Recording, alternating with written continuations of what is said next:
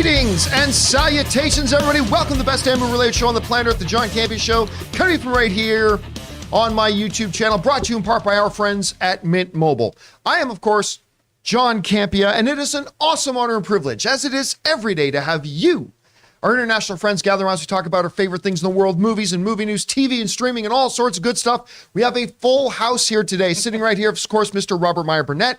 Right beside him is Chris Carr. Sitting back there, we got Ray Ora with his presence that he's got. Yay! Lurking in the stalkerish background, we got Taylor. Jonathan Boyko's running the show. And it's being Wednesday here, so Aaron Cummings is here with Joey Bishop. Look at that outfit Joey's wearing. That's so cute. She's ready for Christmas. And most importantly, you guys are here. Thank you so much for being here, guys. And listen, we've got a full show, like 10 topics to get through today. So let's not waste it.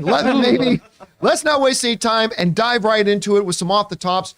And our first off the top is this. Now, some of you guys will remember, I think it was a couple of weeks ago, that here on the John Campea Show, I told you that I had heard from two independent sources, one of which is one of the guys who told me about Ben Affleck leaving Batman a few years ago, which of course nobody believed, but turned out to be true.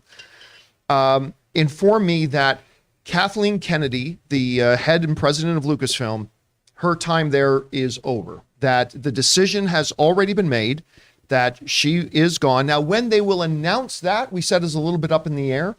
It could be, early in the new year, or what I said on the show was, maybe more likely, very, very quickly after the release of Indiana Jones, at the time just known as Indiana Jones 5. Now, what is it? Dial of Destiny? Dial of Destiny. Indiana Jones and the Dial of Destiny. All right. Well, now apparently there are new things coming out that seem to back that up. There is a news report going around that, we can bring that up here now, Jonathan, that not only has the decision been made for Kathleen Kennedy to depart Lucasfilm, but they've already agreed upon a severance package and everything. Now, this is coming to us from a producer. Says this new rumor comes to us from Bionic Woman and Sleeper Cell producer Kamran Pasha on the Valiant Renegade YouTube channel. And basically, it's this. He said, Pasha first reveals that this is not firsthand information, but again, this is all right in line with what I was telling you guys a couple of weeks ago. Pasha first reveals that this is not firsthand information, but information that he received from a trusted source. He says, I do not have direct firsthand knowledge. I have not seen the documents involved. I can only relay what this person has conveyed to me and what claims they have. He went on to detail that the information apparently Kathleen Kennedy has reached a severance settlement with Disney. She has reached an agreement with Disney according to this source, and he gave me specific information as to what this severance package agreement was. And they go on to say in the story that it's going to be immediately after Indiana Jones and the Dial of Destiny. Now, this again is just, the only reason I bring this up is because this falls exactly in line with what I told you guys a couple of weeks ago was happening over there at Disney. And it looks more and more now like the writing is on the wall. Her time's up. Now the speculation is going to start beginning about, when exactly does she step away? Who will be the ideal replacement to step in and fill the shoes at Lucasfilm? Will it be somebody we know? Will it be somebody who we have no idea who they are? They're just a brilliant person. We don't know. But with this, I now think, by the way, the report also goes on to say that things like Variety and Hollywood Reporter are also in the know about this. They have this information. But apparently they were given the information by Disney, and Disney confirmed the information under the condition that they hold off on reporting it until a certain time that they're ready to make a big press release. So apparently this is all there. Now it's just a matter of when they're going to make it official and drop the news. All right. Two individual things start to happen then here. Number one, we reflect back on the legacy of Kathleen Kennedy being there. And then number two, we start to look forward about who is going to be the next one in the chair. Who's going to be the next one to take over Lucasfilm? Not considering how toxic the fandom of Star Wars can be, not necessarily the enviable chair that maybe it was 6 or 7 years ago. That's still being said. I think when we look back at the legacy of Kathleen Kennedy, it's going to be a mixed bag. On the one hand, she was kind of steering the ship during the most divisive time of Star Wars fandom. How much she deserves the blame for that is up for debate. Maybe a lot, maybe a little, whatever. But that'll be a part of it. However, she was also overseeing it when it cranked out the most profitable Star Wars films of all time, at least in terms of box office. Well, how many of the films hit $1 billion? 4 of the films hit $1 billion. Only one of her feature films did not. She was in charge when beloved shows such as Mandalorian got developed. She was the one, again, all credit where it's due. She was the one who came up with the idea to pair Jon Favreau with Dave Filoni and said, I think the two of you together are going to be able to really shape this Mandalorian story out. And the rest is history. It's a beloved show. She was at the helm when Andor, I think the best Star Wars show ever to be, came out. Of course, she also oversaw the sequel trilogy, which had absolutely no plan. We got things like Obi-Wan and things like that didn't work out so well. So I think her legacy there is going to be a mixed bag. And now I think she's going to be able to get back to doing what she maybe is one of the best in history to ever do, just be a movie producer. She's one of the best that's ever done it, and God bless her, she gets onto that. But then the question becomes, who's next? Who steps in? Jon Favreau is a big name that comes up. He's kind of overseeing a section of the Disney Plus, not all of it. He had nothing to do with Andor, of course, or some of the animated things. Dave Filoni is a name a lot of people like, although he knows so little about live action production that it seems a very short-sighted pick to me. Maybe most likely somebody that we've never heard of, but somebody that internally that the people at Disney know is a brilliant mind, and they'll make them in charge of that, and they'll empower the creatives. Who knows? Anyway, Rob, it's looking more and more that what we reported a couple weeks ago, this is what's happening. The ball's in motion. What's the legacy of Kathleen Kennedy's leadership of Lucasfilm? And I mean, right now it's really early to do this, but any initial picks off the top of your head as who could take over the chair? Well, I mean, you can't. So she was hired. She's had a decade at the head of Lucasfilm. She was hired in 2012. She's been there for 10 years. That's respectable for any length of time for any CEO at any business. And like you said, they made 5 feature films under her tenure, unless you include the original animated Clone Wars feature, but I don't really do that. But she, in terms of billion-dollar grossers, she's batting 80%. I mean, that's pretty good. That's a better average than Kevin Feige, by the way. Yeah, I mean, it's unbelievable what she was able to do. Now, here's the thing. What fandom doesn't realize is the reality of the world is not what fans believe it to be.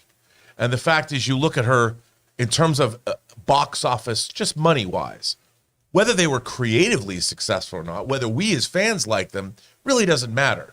They made 5 features, and 4 of them made over $1 billion. That's a win.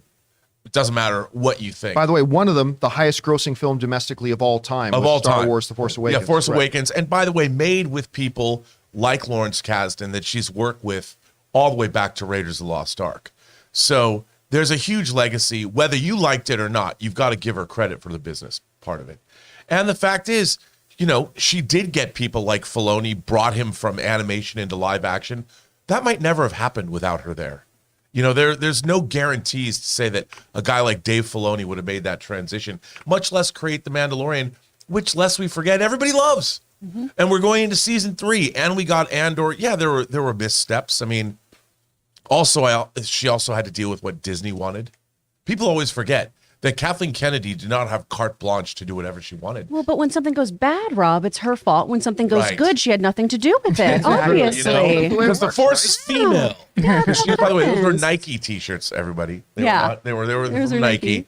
But I think that, look, she produced my childhood. I'm a huge fan of Kathleen Kennedy. Everything from E.T., her 40 years ago, her first full producer credit, to things like Seabiscuit. She's worked with every major director. I think she leaves a great legacy behind. I've always been a big fan of hers. And I think, 10 years, man, what a thankless position she's been in the whole time. She's been embattled. She's had to deal with things that didn't work out. She made some ballsy choices. Lord and Miller, that was a ballsy choice. It might not have worked out, but her instincts were ballsy to do what they did. This was not her fault that it didn't work out between Lord and Miller and her or the studio. It was a great choice. I thought she did a lot of really interesting stuff. We're getting a new Indiana Jones movie. That could very well be a great film. And if she goes out on a high note, good for her. Yeah. As far as who is going to replace her, bro, I have no idea. I can't even begin. Like, first of all, who would want that job? I mean, literally, who would want that job? You would have to pay me, even if somebody came to me, Rob, I'd think it'd be a dream job, right? I'd be like, Yeah, no thanks, pass. Yeah, even I'm like, well, no. I mean, what are you going to do? What are you going to do? Because guys like Christopher McQuarrie and other directors even coming over the years and saying, yeah, I'll never direct a Star Wars film. Exactly. I mean, just look at the fandom. Why would I want to go into a house like that? Like, so it's going to be. Although if you tough. had somebody with just a man, a woman, whoever, if somebody had big, not Moxie. cojones, whatever, somebody could actually get in there, and if they had a vision. Can I throw in a dark horse? You mentioned the name already. Lawrence Kasdan. I'm just gonna throw that out there as a dark horse, just as a dark horse right now. Anyway, Chris, let's go over to you here. I mean, there's a lot to unpack here. Your thoughts on, there are more stories now coming out. It looks like what we said before was true. It looks like she's done here. What's the fallout? Well, I mean, she's had such an illustrious career. Say what you will about her and the work she's done. In her years as, an executive producer, she's produced over 70 films, 120 Academy Award nominations throughout those films, 25 wins. Like, she is an icon. She is a legend. You might always not agree with every single choice she's made. But again, as we talk about so much on this show, we're not in the room where these decisions happen. We don't know all the minutia that's going on behind the scenes. So I think she's had a tremendous, tremendous career. And like you guys said, a very thankless career and a very thankless position that I really kind of pity the fool who steps into this moment, because this has been such a thankless fandom position as of late. Star Wars fans feel very, very entitled. And I know I'm guilty of this too with my fandom. Me too, we all I do. want my Yep. fandom to be this certain way, and I would have done it this way. And that's so easy to say, right? Execution is a lot more difficult than just saying what you want and what you hope for. So whoever is in this position next, I hope they just have real thick skin and are ready to do what needs to be done for the good of the IP. All right, guys, question is for you. More and more reports are coming out here that it looks like this is a done deal. Kathleen Kennedy is moving on. How do you feel about that? And measure up the wins, the losses. Her legacy in Hollywood is forever secure. Steven Spielberg calls her the greatest producer of all time. I think he's qualified to give that opinion. But her legacy at Lucasfilm specifically may be a little bit mixed. Whatever you guys think, jump down to the comment section below and let us know your thoughts. All right, guys, with that down, let's get into another off the top here, shall we? And that one is this. There was a lot of excitement that got spread around when it was announced that Amazon had ordered the development of a God of War series. Starting with, not going all the way back to the original game, but starting with not the most recent game, God of War Ragnarok, but the one previous to that, the one that won Game of the Year and things like that. A lot of excitement when that happened. Well, we haven't heard a lot about it since. Well, that was until this morning. Because according to Variety, God of War, the live action series, is now officially, the development is done. Amazon has officially ordered it to series. It's now official. Now, of course, a lot of times things go into development and many times they do not come out and actually get produced. This one now is. So Variety writes the following. The live action adaptation of PlayStation's hit video game franchise God of War has been ordered to series at Amazon Prime Video, with Wheel of Time boss Rafe Judkins set to be the showrunner.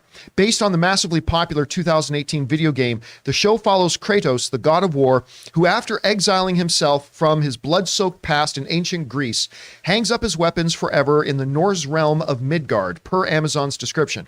When his beloved wife dies, Kratos sets off on a dangerous journey with his estranged son Atreus to spread her ashes from the highest peak in the realm, his wife's final wish.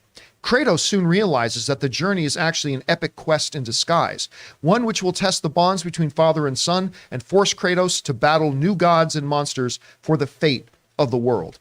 It's amazing.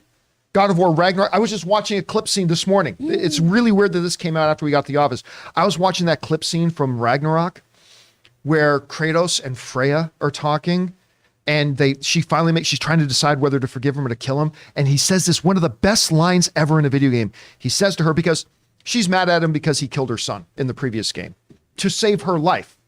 He killed her son. So finally, they kind of put it aside, and he says to her, I do not regret saving your life, and I never will. But the choice between life and death was yours, and I was wrong to take it from you. It's like, I'm watching this, like, this is fucking Shakespeare. This is like some high level shit. And the first game, the story, the narrative in it is absolutely fantastic. And the fact that it's now cleared that hurdle, ordered to series, I'm going to start counting down the days. Rob, you hear about it now. It's the tangibilization. It's now got the green light. What do you think about God of War coming to live action? Well, they've been, since we saw Uncharted and we saw the PlayStation Studios logo at the front of the movie, this seemed like the next obvious thing to make. They've been talking about this for a while.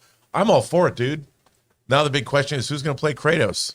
That is not going to be an easy thing. Nope. I can't John even. Travolta. We already saw the casting. It's John Travolta. John Travolta. That's right. I want Ben Stiller. In the Ben Stiller thing. I'd watch that. Kratos doing his thing. Okay, Chris, what do you make of this?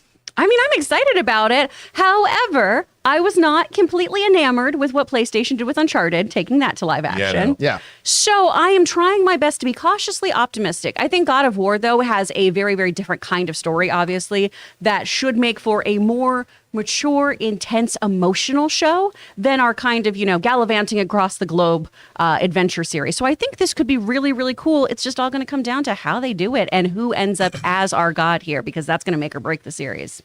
All right, I'm going to throw out a name because, look, Kratos doesn't actually have a whole ton of dialogue. Like, he doesn't have a lot of big,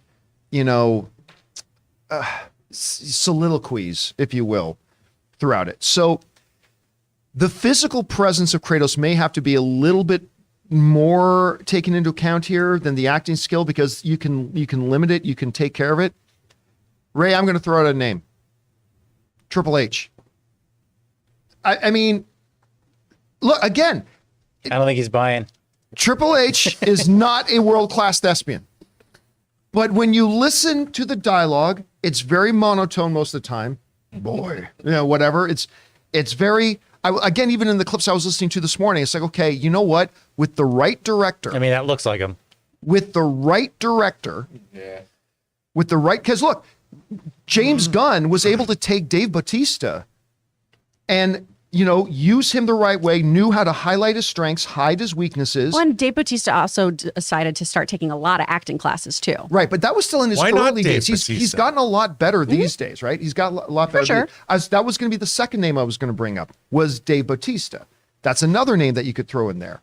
I think even today, H might be a little bigger, but whatever. I mean, Dave Bautista, because again, you can back away a little bit from the need to have a world-class thespian lead it, because it's very limited. It's limiting in the performance that needs to be given. So I don't know. Somebody in the AMN is saying Kevin Hart as Thor. I could go for that one too, maybe. Anyway, guys, question is for you.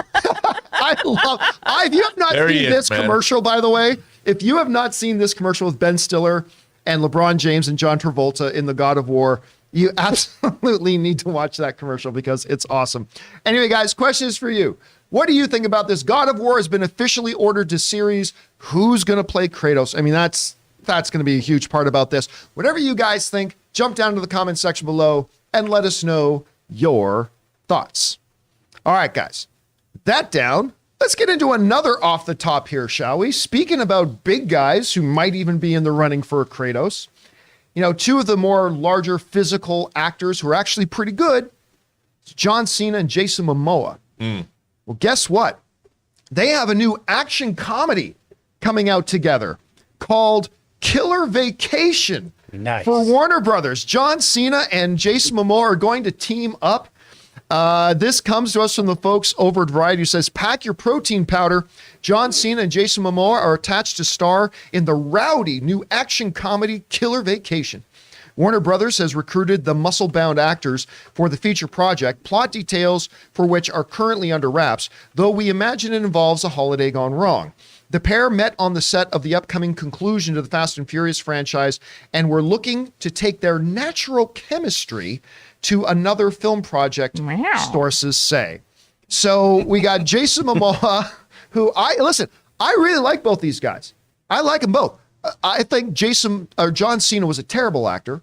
Well, he was. He was awful. He was a terrible actor. But he worked at it. Kind of like who's Magic Mike again? Channing Tatum. Kind of like Channing Tatum. I thought he was terrible for a while, but he worked at it, started to find his footing, really found his calling with his comedic chops. And then he comes out in Peacemaker, and it was like one of my favorite shows of the year. Jason Momoa, I've loved Jason Momoa since he was the bad guy in that, what was called Bullet to the Head with Sylvester Stallone. Not the best movie, but I thought he was great in that damn thing. So you know what? I mean, Cena did this. What was the damn name of it? Cena did this Netflix movie like a year or two ago. What was it called again? It was called Vacation Friends. Awful. Just awful. But again, Cena showed that he can carry his scenes. And so you pair these two up, I'm kind of for it. Now, I know there's a particular John Cena aficionado in the room. Aaron, you're hearing this news drop in here that we've got Jason Momoa, John Cena doing a movie together. What do you think about it? I think it's fantastic. I think it is excellent news. And, you know, my favorite thing that they say is the first line of this article talking about how it is described as a rowdy new action comedy. And I feel like rowdy is the perfect adjective for describing the two of these. I mean, just that image of Jason Momoa running up about to tackle an unsuspecting Henry Cavill on the red carpet. We've all seen that image. It's, you know, it's been a meme forever. That epitomizes this. And with John Cena's just devilish good looks and his charm and his intelligence, his ability to speak Mandarin, how he's done more Make-A-Wish. I mean, just FYI, for those of you who don't know, John Cena is the one person that my husband has said, I totally He's your hall pass? No, not even hall pass. Tom said, if you were to leave me for John Cena, I'd be like, yeah, I get it. And I'm like, great. So that's my master plan, is to leave my husband for John Cena. John, call me. We're good. No, I think that he's incredibly talented. And the two of them together, rowdiness, comedy, action, I'm sold. I'm in. Let's do this. Let's go make $1 million and times $1 million and $1 million and $1 million. That won't even afford the catering for all the protein they're going to have to eat on set. Oh, yeah. A lot of protein shakes. Chris, you hear about this? Is there, I mean, look, I can understand some people seeing this and saying, couple of muscle heads doing a comedy, but both of them, I think, have shown they have some pretty good comedic Chris, talk. why What would do you think say about that? That's rude. Why have I said that about them? Oh my gosh, why did that come out of my mouth? No, I like these guys a lot. I think both of them, as I've said before, have golden retriever energy, and I'm all about that energy. It's my favorite kind. I'm married to one of those kinds of guys. I love boundless, funny energy from dudes, and I think this is going to be a fun movie. Is it going to get Oscars? I think's not. But it's going to be fun, so why not? I think it'll be a good time, especially since they enjoy working together so much. And that's a fun thing to see in films, too, is when you see actual chemistry, people actually enjoying each other. It's why people watch this show. We all have a good time here, so I think people like this, too. It's going to be odd for Jason Momoa to walk on set and be the small one. That's, get back there, Tiny. That's going to be a weird thing. Anyway, Rob, what do you think about this? I think it's great. I love these two guys. I mean, I like Cena in Trainwreck. You know, I thought he was hilarious. He's got really comedic chops. Every time you see him on a talk show, he's totally endearing. Like you said, Peacemaker. But I look at the picture of the two of them, and you know what I think? The inevitable remake of Tango and Cash. Oh, I thought you were going to say Face Off. No, I'll go Tango and Cash, because Tango and Cash is not a great movie. But the idea of Stallone and Kurt Russell together was great. Cena, Stallone, Momoa's Kurt Russell. You could do an awesome Tango and Cash remake with the two of them. And it's Warner Brothers. So they're already in there. Yeah, they already gotten in there. All right, guys. Question there it is. Yeah, come on. That's Cena and Momoa right there, dude. Yep. Look at it. Actually. Cena, Stallone, I Momoa. Yeah, I see it. All right, guys. Question is for you. What do you think about this? Are you excited for Killer Vacation with Jason Momoa and John Cena? I'm not going to lie to you. Sign me up. I want to see this. I think this could be a lot of fun. Whatever you guys think, jump down to the comment section below and let us know your thoughts. All right, guys. With that down, let's do yet another off the top here, shall we? And that one is this. Speaking of big movie stars, Adam Driver has become a super major star. You may not have loved him in, not Versace, what was that? House of Gucci. House of Gucci. Yeah. I did. He was great in that. Yeah, he was really in a very different movie than every other person. He tried his darndest, and I appreciated him. I didn't really like the third act all that much. But yeah, anyway, Adam Driver, terrific performer, all that kind of stuff. Well, he's got a little action flick that I think I heard about like 4 months ago, and I totally forgot about, called 65. And the first trailer for 65 has now dropped. Now, in case you're wondering about what does 65 mean, it's 65 million years, according to the trailer. Ago. 65 million years ago, according to the trailer. Now, I'm watching this with pretty much a clean slate, not really knowing much about it. And I instantly got Predator meets Jurassic Park kind of vibes a little bit. Now, what the trailer suggests, and I'm going to guess there's a twist in here somewhere that we aren't knowing about, but what the trailers are suggesting is that Adam Driver, he's basically a bus driver, a space bus driver who's taking a bunch of passengers to a settlement somewhere in space. His ship gets hit by an asteroid. We've heard that set up to stories many times. He crash lands on a particular planet, realizes the planet's got breathable air, drinkable water, all that kind of stuff. And there's dinosaurs, and the dinos come out, and all that kind of stuff. And then the trailer says 65 million years ago. It's like, oh my gosh. Is there actually a little bit of a reverse Planet of the Apes going on here, where the space pilot, instead of coming down way into the future where the apes are taking over, he's actually traveled through time backwards and lands in the age of the dinosaurs? Maybe. All I know is this. The trailer's great. I thought this looked like a lot of fun. And I love the poster for it. I love the imagery there.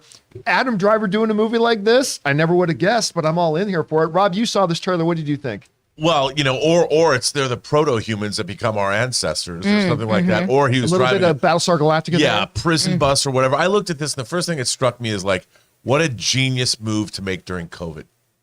You got nothing to do. All you need is a small crew. You got your VFX guys. Two actors. Yeah, everybody and can stay green away screen. from each other, and you're in someone's backyard. Hey man, I got a big backyard. Why don't you come up? We'll shoot all the because it doesn't exactly look. It looks so much fun to me, and I look at this and I'm like, man, Adam Driver's bored. He calls somebody up and goes, hey man, can you scrape together a couple mil? Maybe 10, 20 million bucks for visual effects. We can go make a movie with like 8 of us.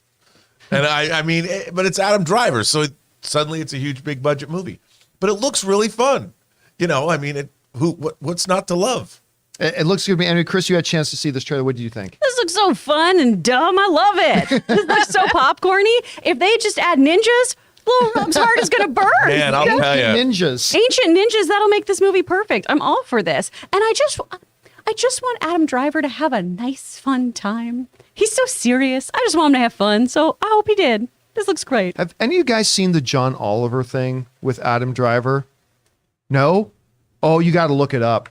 So John Oliver, whenever a story would come up about Adam Driver in it, John Oliver will go off on some really perverted, like, climb me like monkey bars, you big sexy half man, or something like. And then he usually gives it a hashtag too. Yeah, and then finally Adam Driver came on the show and said, dude, what you're doing is just creepy. Just stop. It's really funny. You should look it up. Anyway, Aaron, you had a chance to see the 65 trailer. What do you think? Well, I've been on a bit of a horror kick lately. Tom is trying to educate me more about this world. And I saw Evil Dead 2 the other night. Speaking of Sam Raimi, who is the producer of this movie. And I was like, yeah, this is kind of giving me Evil Dead 2 vibes. Oh yeah, it does just have kidding. a little bit. No, of it's that, not doesn't actually. No, I mean, this movie is one of those things where I watch it and I'm like, nope, not me. Nope, not trying to be a hero, not trying to fly through space, not trying to colonize any, things. It is definitely one of those feet in the seat kind of movies. The budget actually was $91 million for this. Well, I guess it wasn't just a COVID film. Then. Probably not a little like still, in your backyard with your iPhone film. Yeah, so they put 91 million. 91 million. Yeah, so this is definitely on the higher end of the budget. But Adam Driver is great and everything. I thought he was hilarious in Marriage Story, that Scarlett Johansson comedy. That Really was good in awesome. I love that. That laugh a minute Marriage Story. Yeah. I mean, unless they go to Oz at the end of this, I don't know what they'd spend the 91 million on. They used real dinosaurs. Dude, he's running around fighting CGI dinosaurs. Yeah, but the dinosaurs are on TV now. It's not like, But they don't look that even good. Jurassic Park didn't cost 90 bucks. I do think this is going to have a lot of those like, oh shit moments, like the very end of the trailer when they're looking into the cave and then the lightning strikes and you see that the dinosaur is actually behind them. I do love that. I think you're right. There's a big twist. There's a that's twist not in the here. trailer. Yeah. I think you may have already come up with this. $91 million. You may have already come up with it, that they could be going with the Battlestar Galactica ending, that it turns out that all these people who crash landed, they become the Adam and Eve for. That's what I got out of it, was that like we were already here and then found this place, and then that's how it all happened. Although it's a Hunger Games thing, everybody comes out of their cryo sleep and they're all prisoners of something. Yeah, maybe. All right, guys, question is for you. What did you think about this trailer for Adam Driver 65? I thought it was a lot of fun. What do you guys think about it? Whatever you think, jump down into the comment section below and let us know your thoughts. All right, guys, before we move on with today's show, we're going to take a break here and thank a couple of sponsors of our show, our wonderful friends at HelloFresh and the great folks at MasterClass. We want to take a second to thank the sponsor of this video, HelloFresh. With HelloFresh, you get farm-fresh, pre-portioned ingredients and seasonal recipes delivered right to your doorstep. Skip trips to the grocery store and count on HelloFresh to make home cooking easy, fun, and affordable. That's why it's America's #1 meal kit. It is the most festive time of the year, and HelloFresh is here to help make the most of every moment. From holiday hosting to dinners during busy weeknights, you can count on HelloFresh to deliver fresh ingredients and seasonal recipes. Because 'tis the season for saving money wherever we can. HelloFresh is cheaper than grocery store shopping and 25% less expensive than takeout. You can use those savings for holiday gifts or treat yourself. Guys, you know, I've told you before that with Ann and I both being working professionals, finding time to prepare dinner together can be a chore, but HelloFresh has made it easy and fun for us to make our own meals, and most importantly to me, they're delicious. You will actually enjoy making dinner. So right now, go to HelloFresh.com/Campea18 and use the code Campea18 for 18 free meals plus free shipping. Once again, go to HelloFresh.com/Campea18 and use the code Campea18 for 18 free meals plus free shipping. We want to thank a sponsor of this video, MasterClass. MasterClass offers classes on a wide variety of topics, all taught by world-class instructors at the very top of their fields. Each class is broken out into individual video lessons, usually around 10 minutes long. And MasterClass is completely accessible on your phone, the web, smart TV, and available via audio mode to listen to classes on the go. They have over 2,500 video lessons from over 180 of today's most brilliant minds. They're all available anytime, anywhere on iOS, Android, desktop, Apple TV, Amazon Fire TV, and Roku. Now, obviously around here on the John Campea Show, we love our movies, so why not learn filmmaking from Jodie Foster, or maybe directing from Ron Howard himself, or the great Neil Gaiman doing his masterclass on the art of storytelling. And you guys have heard me talk about my favorite masterclass, Business Strategy and Leadership by Big Papa Iger himself, Bob Iger, the new and returning CEO of Disney. Guys, I highly recommend that you check it out. This holiday, give the perfect gift of an annual Masterclass membership and get one free. Go to masterclass.com/Campea today. That's masterclass.com/Campea. Terms apply. And thank you to our friends at HelloFresh and MasterClass for sponsoring this episode of the John Campea Show. Remember, guys, when you support our sponsors, you're actually supporting us. So if you go down into the description of this video, right near the top, you'll find links and promo codes for all of our sponsors. And thank you again to HelloFresh and MasterClass. All right, guys, with that down, it's that time of the week for us to look back on the movies celebrating their 10th, 20th, and 30th anniversaries. I call this the Feeling Old segment. It's time for Rewind as we look back. So let's start at 30 years ago today, shall we? 30 years ago this week, at any rate. The movie celebrating their 30th anniversaries this week, Michael Caine with the Muppets, A Muppet Christmas Carol. This is the one that I cannot believe is 30 years old. Because I'm 12? Oh, it received very well by audiences and critics. For the time, made a nice little bit of money, went on to become a big all-time classic. The Muppet Christmas Carol. Has Michael Caine always been 80 years old? Yes. He was. I mean, did we just see that photo of him? He looks exactly the same as he does now. Yeah. What's that Brad Pitt movie? The Benjamin Button? Yeah, he's got the reverse Benjamin Button thing going on. Yes. So that turns 30 years old. Also turning 30 years old this week. Oh, wow. A Few Good Men with Tom Cruise, Jack Nicholson, Demi Moore. Again, this is considered one of Tom Cruise's classics, one of his better films, an 83%, also a widely successful film, making $243 million at the box office 30 years ago. And of course, whenever you see any montage of the greatest moments in Hollywood movies, "You can't handle the truth" is always on every single one of those things. An iconic movie turning 30 years old. All right, let's move up a little bit, but still a while ago, to 20 years old. And we start with, I can't believe this. Made in Manhattan is 20. With Jennifer Lopez and the world's greatest actor without an Oscar on his shelf, Ralph Fiennes. I cannot believe this thing is 20. I feel like this one came out like 6 or 7 years ago. I don't know why, but it feels like it came out. Now, it also feels like 6 and 7 years is the length of the film because it's not very good. As you can see, they had like a 38%, but it is not a good movie. I can't believe that Ralph Fiennes did a movie that had as its taglines, "This Christmas, love checks in." Yeah, that does not seem like something Ralph Fiennes would do. What are you doing in this movie? It made money. I mean, it made money. So also, a couple more are turning 20 years old this week.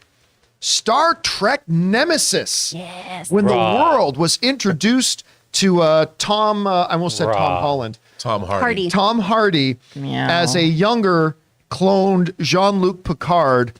A truly masterful sci-fi movie. No, this one's not very good. I mean, just look at how good that poster is not. Yeah. I mean, that pretty much sums up the entirety. I love that movie. You know, this movie is the product. They had to give Stuart Baird, they owed him a favor for saving Tomb Raider. So they gave a man who didn't know anything about Star Trek, who didn't like Star Trek, to direct the last Star Trek, The Next Generation movie. It's fun, whatever. He looks like he's hitting his ending pose in like a dance battle. Yeah. Or figure skating routine. How else do you end a fight? There is one great thing in this movie, and her name is Dina Meyer. I forgot she was in that. So Made in Manhattan turns 20, Star Trek Nemesis turned 20, and also the all-time comedy classic, Rob Schneider is a carrot. He is the hot chick. Which of course 21%. 21%, which I'd like to meet those 21 out of 100 critics that like this movie, but all right. Made $54 million. I wish I could get 21% and make $54 million. Wouldn't that be great? Anything in life. Listen, though, this is one of the movies where I really believe Rob Schneider is one of those guys that he cannot lead. He cannot be a leading man. He cannot lead anything. But when he's in a movie as a supporting character, I always find he makes the movies he's in better. I love him as a supporting character. I think he's terrific. But yeah, they thought they could make him a big leading star. That didn't work out so well. All right. So that's 20 years. Coming out 10 years ago this week, the first of the Hobbit films, the Wakandan, ally in the U.S. government and his band of hobbits, The Hobbit, An Unexpected Journey, raking at 64%, making over $1 billion at the box office, $1.017 billion at the box office. And you know what? To this day, I believe the Hobbit films are, other than the third one, I thought the third one was actually quite poor, but I actually quite enjoy the Hobbit films. Nowhere near as good as the Lord of the Rings films. Don't get me wrong. But as somebody who, I think The Hobbit was the first novel I read as a kid that I actually just picked up the book and read myself. I was whisked away to the Shire and to Middle Earth, especially when they did the barrels and all that kind of stuff. But that was later on. I actually quite enjoyed this film. Again, nowhere near as good as Lord of the Rings. So that film, Hobbit, An Unexpected Journey, turns 10 years old this week. So again, guys. Movie at the Chinese theater. I was on a date with Laura. Really? Yeah, we weren't married yet. We weren't even engaged yet. We were just dating. So turning 30 this week, we have A Muppet Christmas Carol and A Few Good Men. Turning 20 this week, we have Made in Manhattan, Star Trek Nemesis, The Hot Chick, and turning 10 years old this week, The Hobbit, An Unexpected Journey. Rob, as you look back at these, what do we got here? 6 films celebrating anniversaries, these anniversaries this week anyway. Which one of these ones stand out to you the most? Well, I mean, A Few Good Men is it's such a wildly entertaining movie. It's Aaron Sorkin. I love that film, and everybody's good in it. Kevin Pollak is great. Yes, Demi he is. Moore is great. Kevin Bacon is great in that film. And then, of course, you've got Jack Nicholson and I mean, Tom Cruise. Yeah, it was great. And, of course, Tom. Star Trek Nemesis was the last Next Generation movie, which is too bad. Although that's why we're getting Star Trek Picard Season 3. It's kind of the movie we never got. over 10 hours. And then, I think the Hobbit films, I think they were a little overstuffed when I saw them, but they've aged well for me, at least the first two. I really like Desolation of Smaug. I think that's I quite like that one. Pretty terrific movie, and Benedict Cumberbatch's performance as Smaug is great. Yeah. So, you know what really made the series fall apart for me? The third film, they almost forgot that, like when the White Orc and, like, say, Thor and Oakenshield, this is just kind of represented. When the White Orc and Thor and Oakenshield come face to face again, like, it's almost like the filmmakers forgot, we haven't seen these two on screen together for 2 years. Like, it felt like it was the third act of a movie because the whole movie was just payoff. None of it was set up. None of it was established. It was just all payoff for stuff that got set up a year and 2 years previously. But there was that. Anyway, Chris, some big recognizable names in these ones. I think I already know what the answer is, but which one of these movies stands out to you the most? Obviously know that Muppet Christmas Carol is one of my favorite films of all time. Taylor's Christmas present, we're going to go see Muppet Christmas Carol this weekend in Pasadena and go to a cute little Christmas fair together. It's going to be really precious and romantic. Also, Logan and David will be there, but it's mostly for me and Taylor. I love that movie so much. I think it's beautiful. I also love that The Hobbit came out 10 years ago. 10 years ago was the first time I brought Logan home to my parents in Texas, and we went and saw The Hobbit, which was your first 4DX experience too. So he got to be terrified by moving chairs and by my very, very intimidating father. By moving chairs and high frame rate. Yeah. At the same time. Aaron, do you have any of these films that really stand out to you the most? Well, similar to Michael Caine being 70 ever since he was 20, Tom Cruise looks exactly the same, and Jack Nicholson is completely unrecognizable in the A Few Good Men poster. But the one that also sticks out to me is also Muppet Christmas Carol, only because I recently saw the one-man show of A Christmas Carol on Broadway, and if you happen to be in the New York area, I think that's a great thing to go see along with Muppet Christmas Carol. But none of these movies are really jumping out to me in a big way, though. All right, guys, question is for you. Out of all those movies celebrating anniversaries this week, is there one that particularly stands out to you? Whatever you guys think, jump down to the comment section below and let us know your thoughts.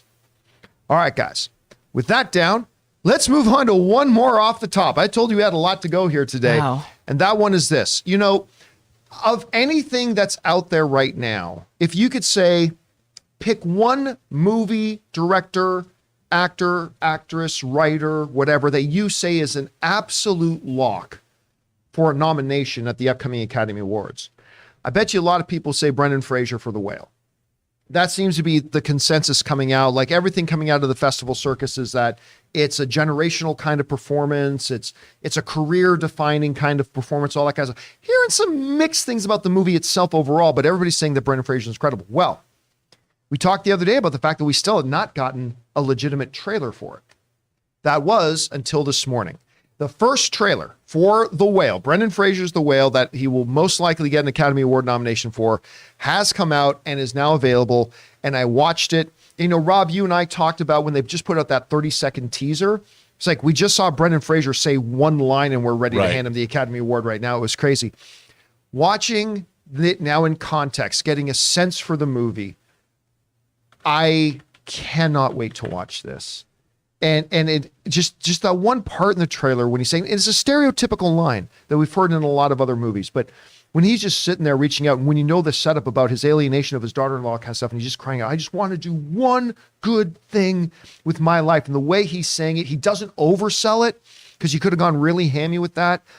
I watch this and I'm like, damn, I'm broken watching this.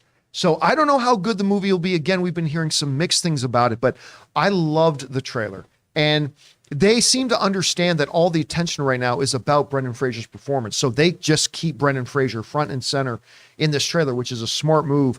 And I cannot wait to watch. Of course, it just recently set the box office record this year for the highest per screen average with a $60,000 per screen average. Now, granted, it was only on a handful of screens, but still, that was impressive. Anyway, Chris, you had a chance to see the trailer for The Whale. What did you think of it? Oh, it looks like it's going to be really, really powerful. And I was glad, too, that they showed us some moments of levity and kind of gave us a bit more of this plot, too, for everyone else who's not familiar with the stage show, of really just wanting to connect with his daughter and make sure that he leaves this world with some semblance of knowing he did well. And I think it's going to be very, very beautiful and a difficult watch, too. This is going to be a real emotional ride, but I'm very excited. And he looks like he does an incredible job in it. Aaron, did you have a chance to see the Whale trailer? And if so, have you heard much about it going into it? And what were your thoughts on it? No, I didn't. There was so many off the tops. You guys know that we have so many things to talk about today. That was one that I sadly missed. But I'm not only excited to see the triumphant return of Brendan Fraser, beloved Brendan Fraser, but also Sadie Sink, who just really smashed it in this last season of Stranger Things, and she's playing his daughter in this. And according to Deadline in this article about Hong Chow, who plays the social worker who works with Brendan Fraser's character, she's described as thoroughly unlikable, and I thoroughly love Sadie Sink in Stranger Things, so I really want to see her turn as thoroughly unlikable. And Brendan Fraser has said that she is just magic to work with. So seeing the two of them, a bona fide beloved icon in some ways in Brendan Fraser with this young, still up and coming, fresh actress, and seeing the way that they play off of each other, I think it's going to be really exciting and should absolutely be on everyone's 2023 mush. I mean, look at that expression right there. That's the scene I was talking about. Him delivering that line was that scene right there. Gosh, man, this is definitely one to bring a couple tissues with you, and not in a sexy way. Let's bring up that shot again. That was basically me as a much younger John Campea watching that horrific Sin Transformers animated movie when they killed off all of my Transformers in the first 5 minutes of the movie. That was basically me yelling at the movie screen. Anyway, Rob, you had a chance to watch the trailer for The Whale. What did you think? Well, like we've all said here, the performance looks great. Look, there's nothing better than watching a central character deliver a tour de force performance from a great actor who really understands his character and submerges himself into the role. That's what I live for. I love that. I love those single turn star-making performances. He's already a star, but to see him come back like we've been talking about here, it's great to see Brendan Fraser, because who didn't like him? With his whole, I loved School Ties. Oh, I love that. I love that movie. Whenever it's on cable, I'm like, School Ties is on. I got to watch that. That was 30 years ago. And this looks great. I'm really looking forward to that. And kudos to him. I hope he wins all the awards. Mm-hmm. All right, guys, question for you. Did you have a chance to finally see the trailer for The Whale? Do you think it justifies all the Oscar buzz we've been hearing from Brendan Fraser? Are you planning on watching it? Maybe it's not your cup of tea. Whatever you guys think, jump down to the comment section below and let us know your thoughts. All right, guys. With that down, let's get into our Mint Mobile hotline question of the day. If you guys have a question or a topic for the show and you'd like to hear your voice on our show, go ahead and call our hotline number anytime 24/7 at 951-268-4259. And today we're talking about movies getting award nominations that haven't even been in the theaters. Hey, John, Brad, Florida here, down here in Florida. Hey, big fan. Hey, I'm calling about the Golden Globe Awards that just came out. How in the world are movies like Avatar and Babylon on the list when they ain't even been in the theaters yet? I mean, Babylon's going to be a flop in my opinion. But anyway, I'm going to go drink me a Budweiser and take a nap. Thanks, John. Hopefully you haven't taken your nap yet and you're here to drinking Budweiser. I'm going to end every show with that. Until next time, my friends, I'm going to go drink a Budweiser and take a nap. Oh my gosh, anyway, I am crying. Here's the question.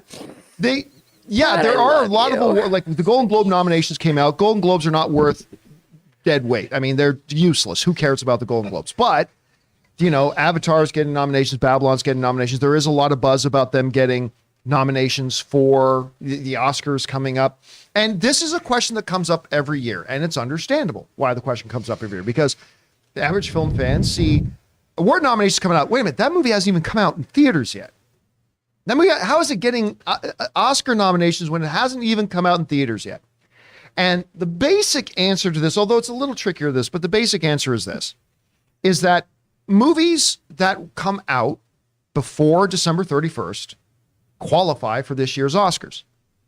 Now, the nominations get announced before the end of the year for a lot of these award ceremonies, right? These award ceremonies announce their nominees before the end of the year, which means that some of these movies haven't even hit theaters yet. The answer is screeners. That these movies, what happens is these studios take these movies like Babylon and not only have early press screenings, but also for certain awards bodies. Like, for instance, Aaron is a voting member of SAG. I think, Chris, you are also a voting member of SAG. I have friends of ours, somebody who works with us here at the John Campea Show is a Academy, actually voting member of the Academy of Motion Pictures Arts and Sciences for the Oscars.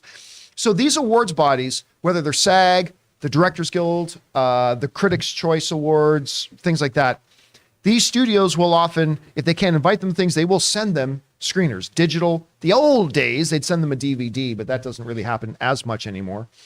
Or send them a digital. Again, they can see them and they know that this is eligible. And that is why, even though the film hasn't come out in theaters yet, the people who vote on these things have seen them. And as long as the movie's going to be in theaters before December 31st, they do qualify. Rob, as somebody who has, again, we were talking about this yesterday, you've directed feature films with William Shatner. You've got a feature film that you're editor and a producer on, just on Peacock now, ladies and gentlemen. Robert Meyer Burnett's Tango Shalom on Peacock now. But, you know, when it comes time for looking for those awards thing, how would you answer when he says, how are these things getting award nominations when they're not even in theater yet? Well, you know, screeners obviously are an important part of that, and different, like the Producers Guild sends out screeners, the Directors Guild sends out screeners, the WGA, SAG. And they also have curated screenings all over town for the last month and a half, where they show the movies that haven't come out yet that'll probably be an awards consideration. I mean, you can go to Warner Brothers and see the entire, like, the director and the crew. Last year, my friend Michelle took me to see, like, Dune.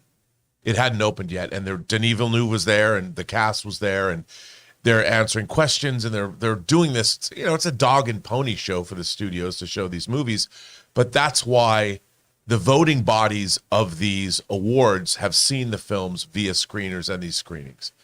And the screenings do start in November. And there's still a bunch of screenings happening now. I mean, they screen these movies not just once, but ongoing. And so people can see them in the best theaters in LA, which is always a good thing. Chris, again, you were actually on one of the committees for SAG and stuff like that.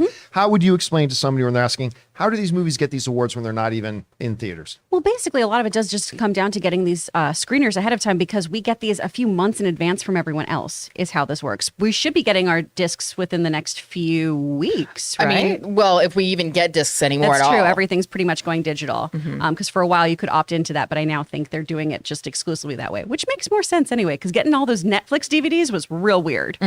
Also, just having DVDs was very weird. I'm sorry. I love you.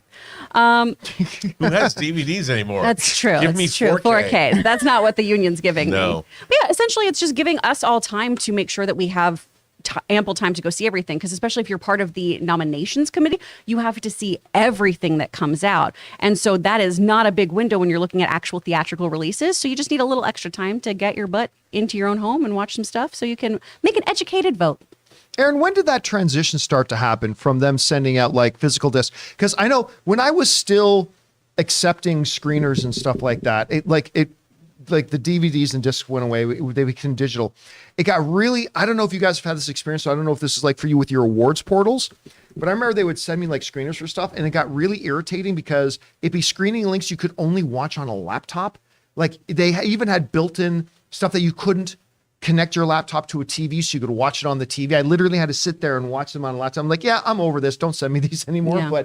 But when did that transition start to happen? Which did you prefer as a voting member of SAG? Yeah, it started to happen. I would say that we started to really see a lot more of the links being sent out, maybe as like 5 years ago, I would say, maybe even a little bit sooner.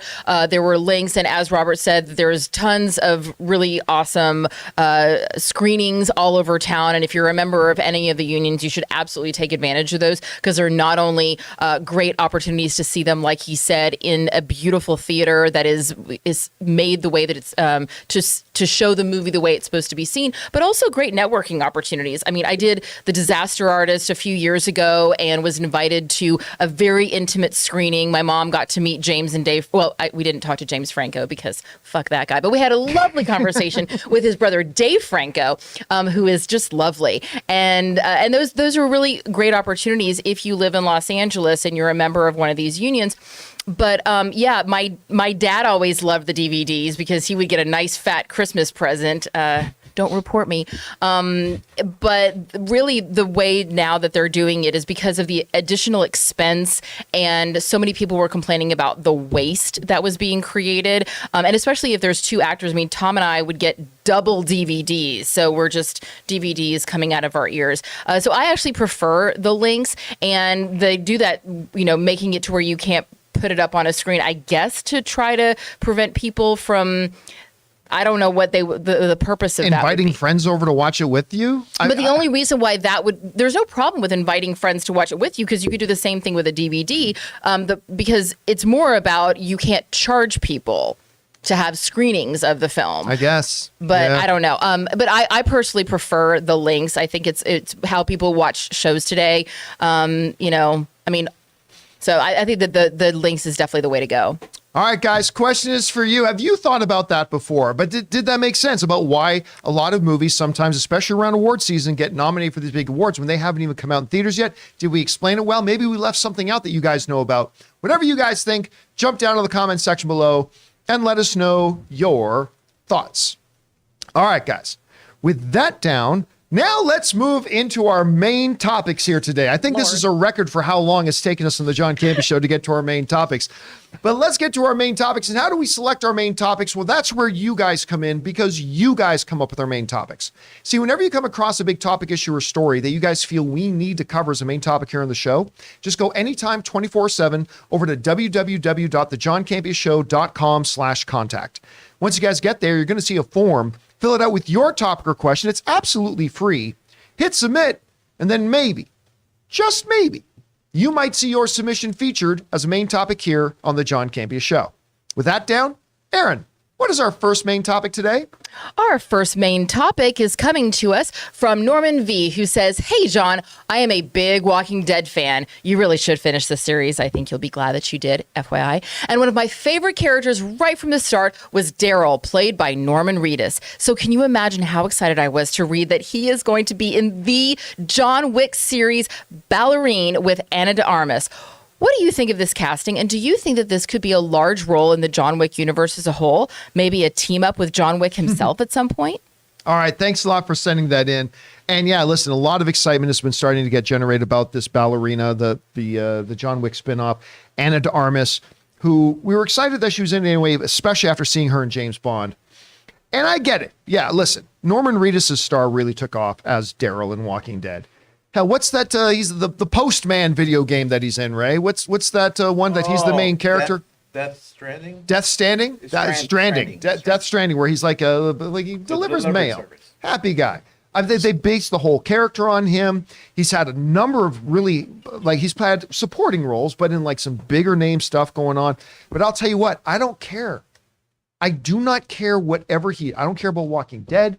I don't care about Death Stranding. I don't care about any of this stuff. He was always going to be from Boondock Saints. That's it. Right. He will always, him and his brother, man, it will always be Boondock Saints for me. Listen, I love this because I'm looking forward to Ballerina. I think he fits into this world really, really well. So I'm excited to hear about this. Chris, you hear about Norman Reedus joining Ballerina. What do you think? Boondock Saints is so good. Oh, I love Boondock Saints. He was great on Walking Dead, too. I did fall off of Walking Dead. That was one that I did kind of piece out on after Glenn. But that's also because I'm very squeamish, you guys. But I think he's going to fit into this world really, really well. Hyper violence. He's great with stunts. Let's go. Rob, what do you think about the addition? I hope he's a villain. Me too. I mean, he looks like a John Wick villain. He reminds me of Theon Greyjoy from yeah, he does have a little Theon in there, doesn't he? Got a little Theon Greyjoy in there. I forget the actor's name who plays that Theon Lily Greyjoy. Allen's brother. What's his first name? Who was in the first John Wick film? Tim Allen. Right. Nailed it. Allen. Anyway, I think this is great. I mean, this movie's shaping up now that we know that Keanu Reeves is going to be in it, even in a small role. This movie's going to kick ass. Look, I love movies like the La Femme Nikita. Yeah. I love The Prodigy with Maggie Q. I love movies that have women that kick ass. And Anna de Armas is perfect casting. I love the way that the supporting cast is holding up or shaping up. I think this movie, they're not going to let this movie suck, John. I don't see him, like the person's asking, could he take on a larger role in the John Wick universe, maybe a team up with John Wick? I think that, there it is. Come on. Guys, if you have not watched Boondock Saints, both of them, you got to watch both of them. By the way, they keep talking about maybe doing a third. They keep talking about trying to find a way to do a third, but you got to watch Boondock Saints. It's classic. Anyway, I don't see him taking on a larger role, say, in the John Wick universe. Most people don't survive out of the John Wick films. But, I mean, who knows? You hear about this. What do you think about the addition of Norman Reedus, Aaron? Oh, I think it's fantastic. He has one of those really incredibly interesting faces. Like, his look is character, but also sexy, but dangerous. I mean, he's just got a lot of really exciting. People describe me. That's exactly what I said. That's exactly what the first time that I saw it. Exactly, right? Me and Norman Reedus. Sexy, dangerous. But I really think that Norman Reedus is going to be one of those actors who only gets better as he gets older. He's going to be like a Tommy Lee Jones, but more dangerous than Tommy Lee Jones. I like that. As he gets even more weathered, he's just going to be the most fascinating football, and he's got the talent to back it up. And I'm here for it. All right, guys. Question is for you. Walking Dead's Norman Reedus is joining the John Wick spinoff Ballerina. How big or small the role is, they're keeping that under wraps right now. But I think it's a terrific addition to an already built cast. Whatever you guys think about this, jump down to the comment section below and leave your thoughts there. All right, guys, before we continue on with the rest of our main topics here, we're going to take a second here and thank a couple more sponsors of the John Campea Show. Our friends, I'm wearing them right now, make my balls feel good. Our friends at MeUndies, and of course, my mobile phone service provider, Mint Mobile. The holidays are officially upon us, and it's time to start celebrating. Do your thing and holiday your way with MeUndies. Because it's the most wonderful time of the year to try MeUndies, because they're currently offering a very merry deal. Get 20% off your first purchase with free standard shipping and free returns when you go to MeUndies.com/Campea. Guys, you know I've been wearing MeUndies for a while now because I used to be like everybody else. I would go to the big store, buy the biggest box of the most generic underwear, and I thought that was good enough. But ever since I started MeUndies and started wearing the most comfortable underwear I have ever worn in my life, I swear on this Christmas season, I will never go back. So get your holiday shopping finished early and start making time for yourself with the new MeUndies holiday collection. Their undies, long underwear, and sleepwear are made out of the softest, most supple fabric you've ever felt and are guaranteed to bring you comfort and joy to all of your loved ones. Shop their classic plaid prints for a traditional, picture-perfect style, or get festive with their adventurous limited edition sweater prints. Available in sizes extra small all the way through 4XL, MeUndies has what you need to make all of your favorite people smile this holiday season, all in one convenient place. So to get 20% off your first order, free shipping, and 100% satisfaction guarantee, go to MeUndies.com/Campea. Guys, we want to thank a sponsor of this video, Mint Mobile. This holiday season, the best deal in wireless can only be found at Mint Mobile. Right now, when you switch to Mint Mobile and buy any 3-month plan, you get another 3 months for free. Mint Mobile lets you order and activate from home with eSIM, while saving tons on phone plans starting at just $15 a month. You guys know I've been using Mint Mobile long before this holiday deal, and I have to say it is the perfect time to switch. I have absolutely loved using Mint Mobile, and like I've told you guys many times, I am now spending less than 1/3 of what I used to spend under one of the other major mobile carriers. And now with the whole buy 3 months, get 3 months free deal, it's even better. All of their plans come with unlimited talk and text, plus high-speed data delivered on the nation's largest 5G network. Use your own phone with any Mint Mobile plan and switch easily and effortlessly with eSIM. Or if you need a new device, for a limited time, get 6 months of free service when you buy a select device and plan. So guys, for a limited time, buy any 3-month Mint Mobile plan and get 3 more months for free by going to mintmobile.com/Campea. That's mintmobile.com/Campea. Cut your wireless bill to $15 a month at mintmobile.com/Campea. And thank you again to our friends at MeUndies and Mint Mobile, a lot of M's in there, for sponsoring this episode of the John Campea Show. We appreciate them both a lot. All right, with that down, let's get into main topic number 2 here, shall we?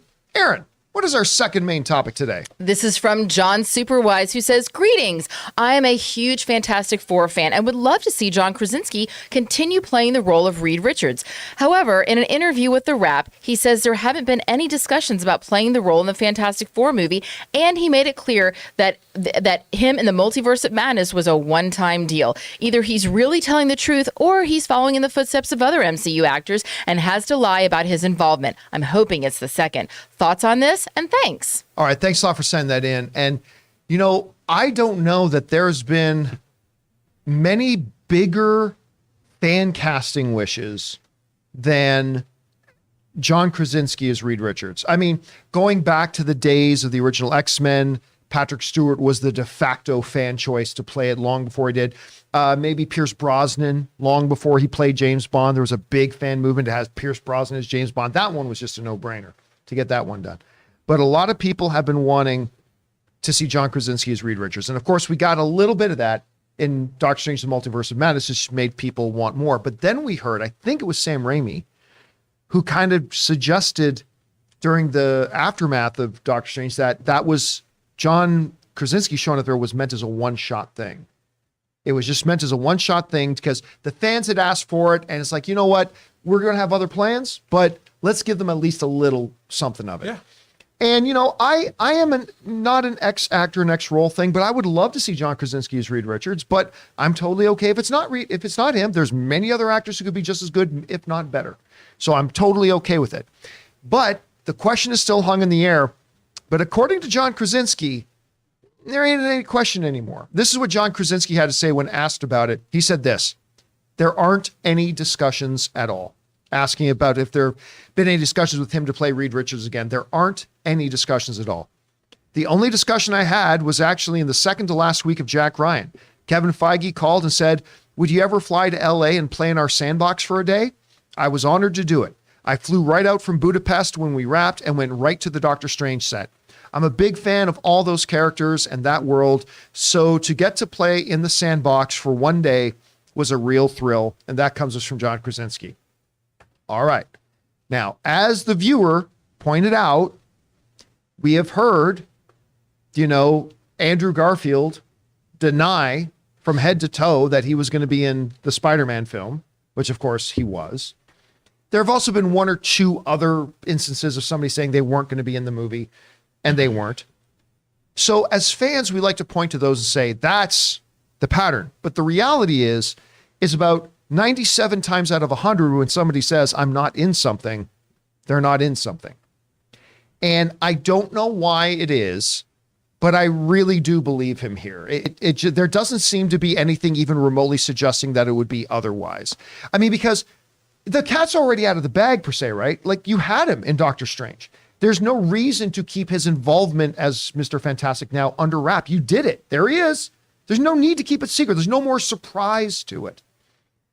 So this kind of goes right along with what Sam Raimi said before, that they told him it was a one and done. I believe him it's a one and done. I think there are going to be some fans that hear this and are disappointed that it's a one and done, and I get that. As long as we don't become stupid and go, well, then nobody can play Reed Richards. Yeah. I'm done with the MCU. I'm not going to go see any other more movies. Yeah, the one I want to play. I bet Reed Richards is going to be a woman. There you go. Of color. Man, oh man. So, as long as we understand, like, I'm a little bit disappointed. I would have gotten a kick out of seeing him continue to play that, but I understand that there are a lot of great actors out there who can step in and do a great job, maybe even better than John Krasinski would have done. And so I'm okay with it. And the big question is, do we believe him? I don't even remotely not believe him, to be honest with you. Now, Chris, you're mad at the world and you don't believe anything anybody says. I'm the happiest person in this ding dang room. You don't believe That's true. anything But anybody that says. is true. I don't trust anyone. What do you think about Krasinski's comments here? I don't trust you, John. That being said, though, it would make sense if he wasn't moving forward in this role. We've heard from other actors talking about how they did feel slightly creatively stifled just because they couldn't say yes to other projects. John Krasinski is a director and writer as well, so I'm sure there's a lot of stuff that he wants to do, and he did get to step into the suit and be Reed for a day. Now, that being said, I think that he does a great job in this role. I would love for him to continue. Would I also like Raul Cowley doing this role? Yes, I would. I think he would be great at this. But I don't believe anyone till I see the finished product these days. Rob, John Krasinski is saying, nope, I'm not Reed Richards anymore. Do you buy it? And are you okay with that if that's the case? I do buy it, because the thing is, when you're casting the Fantastic Four, you're not just casting Reed. You're casting Sue, Johnny, and Ben Grimm.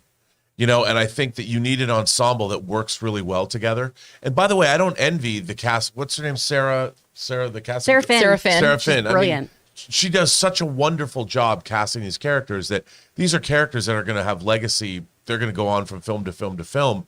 And I think they're going to be casting them together. They're going to probably have to do, when they put actors together and they do chemistry tests, this is going to be a 4-way chemistry test to make sure that they look great on screen. And I think that Krasinski is probably telling the truth in this one.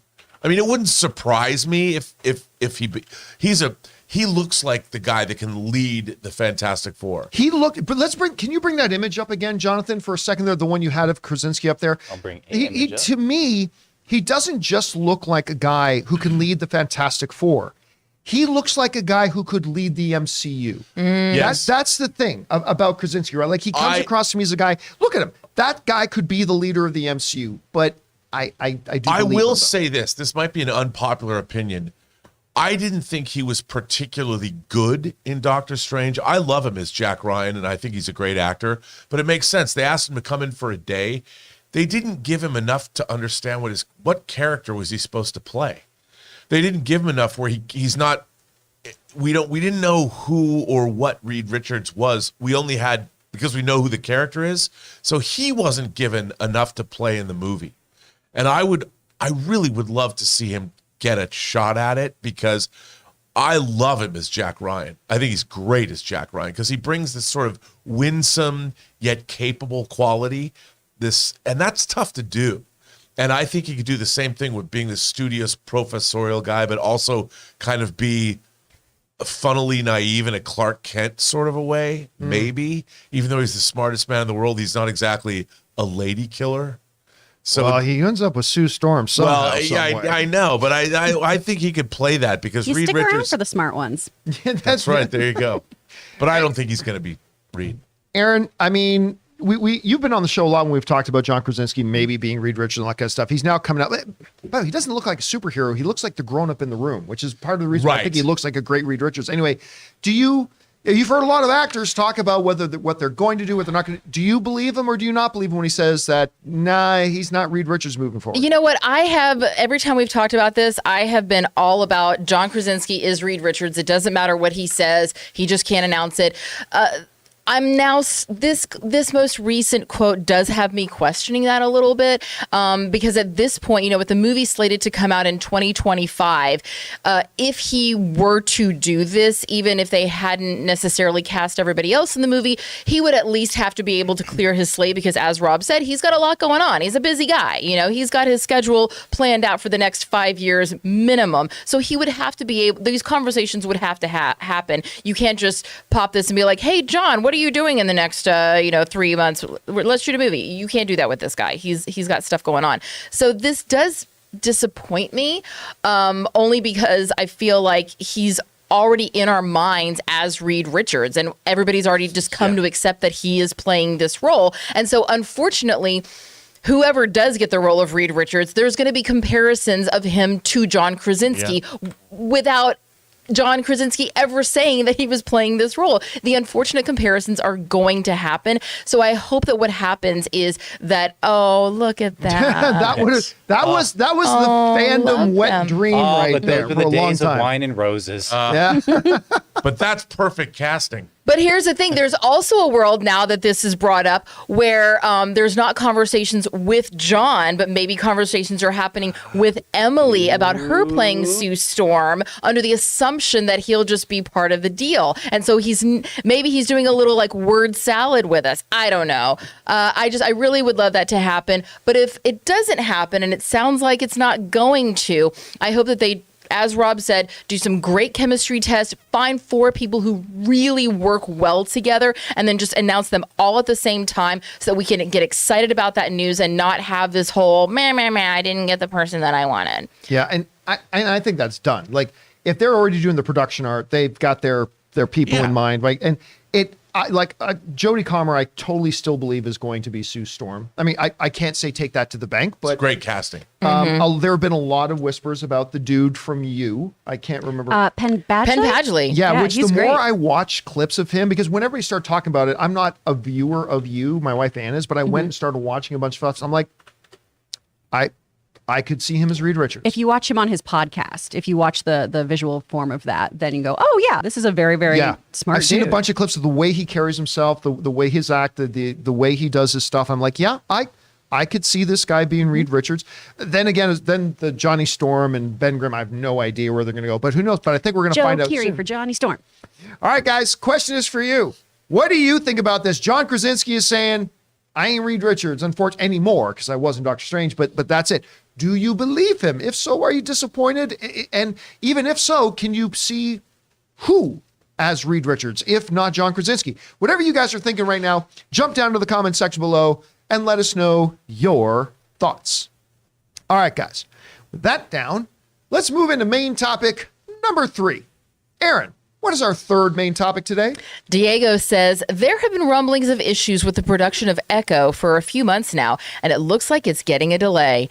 The series showrunner on an episode of the writers panel confirmed that Echo is getting delayed an entire year. With a delay that significant, what do you think the issues could be? Could there be some massive rewrites in store? Curious what you think. Thanks, and bring on the filthy. All right, thanks a lot for sending that in, Diego. And look, to me, Marvel Phase 4 is a bit of a mixed bag, but man, they crushed some things. Again, we've talked a lot about it. I thought Ms. Marvel was fantastic. I thought WandaVision was incredible. Their special events of Werewolf by Night, and especially the Guardians of the Galaxy holiday special. Now, I think my favorite Christmas holiday special of all time is now that Guardians of the Galaxy. Yes, it even supplanted Rudolph and Frosty as my favorite holiday special of all time. I absolutely loved it. And they've had some misses. Most notably for me was Hawkeye. And hey, listen, I know there are people who liked Hawkeye. If you liked Hawkeye, awesome. I'm not trying to, as Chris would say, yuck on your yum. Not at all. But for me, it didn't work. It had some good things going for it, some things that it didn't work out so well. But one of the things that really did not work and could have worked really well was Echo. The character could have been, there was a lot of good groundwork there for her, but I just came, and we've had this discussion on the show before where we came out of this show going, I was more interested in this Echo spinoff show before seeing her in Hawkeye. Now I'm even less interested. They did not do this character any favors in the show at all. They did not make me interested in the character. They did not get me invested in this character at all. And quite frankly, it's like the one thing on the Marvel's release slate that I have negative anticipation for. Negative. Like I have below none. Yeah. Like with every other Marvel thing coming out, I have at least some degree, some very high, some not so high. But Echo is the one thing that they did not do any favors to. Now, there were some rumblings a while ago that they might have been facing some production issues. And now the showrunner herself has come out and confirmed that this thing's been delayed by at least 6 months because it was supposed to come out mid-2022 or mid-2023, I should say. This is when it was supposed to come out. Now they're saying maybe November, December of that year. Now there's a big interview here which we can see and read, like it's talking about what's gone right, what's gone wrong. And one of the things that the showrunner talks about, and I'll let you guys go over, you can see this is an article on the Direct, where she talks about how things weren't done the same way here on this show as, say, other shows she had worked on, like Better Call Saul, where you had certain time to do certain things and whatever and evolve the story.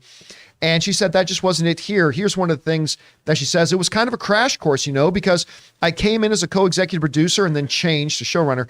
And that changed a little bit. And so I didn't start there at the ground level, but really like shifting and changing a process to work with deadlines. Like Better Call Saul very much uses brick by brick process where we essentially break each episode 3 times.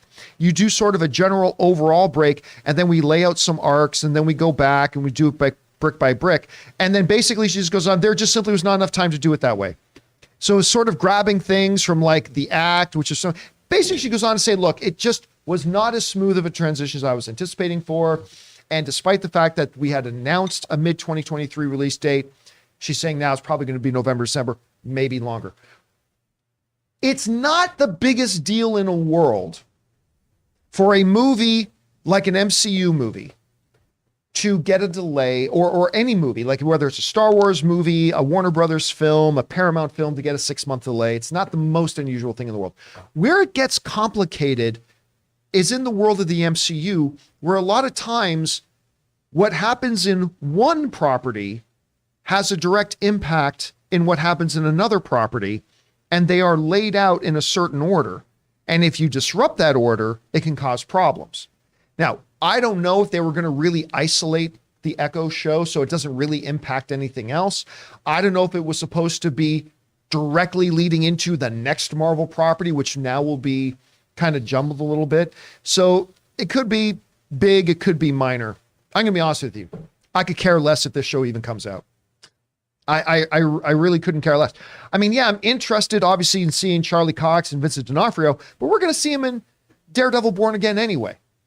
So if they literally Batgirled this thing and pulled the plug, I wouldn't mind. I don't think they are. By the way, just to be clear, I do not think they're going to Batgirl this thing.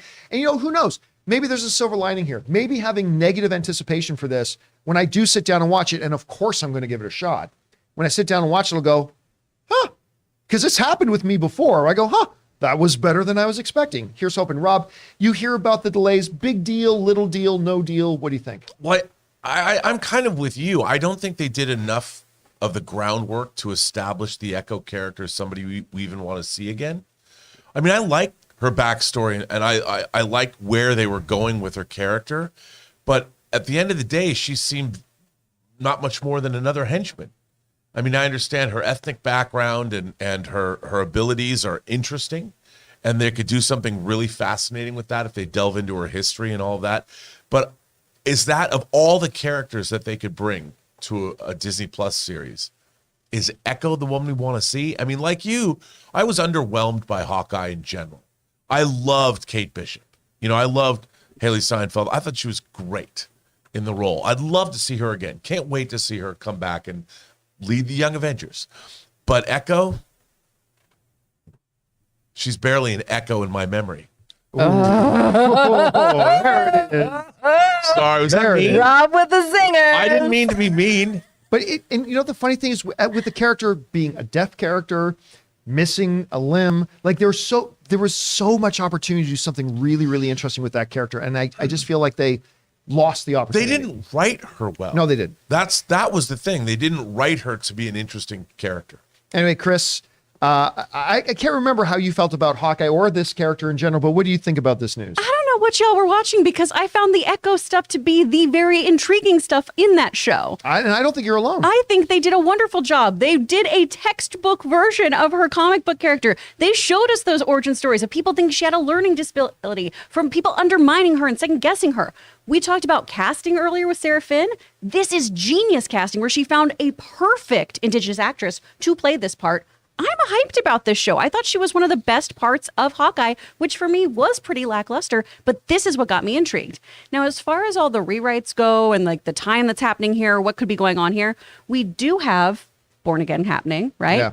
And she is so intrinsically tied to that Daredevil storyline because of her relationship with Kingpin. So I'm wondering if that's factoring in here too. Also, if we are going to take a look at making things more connected, because I think that's an issue we've had in Phase 4, things have felt very disassociated with one another.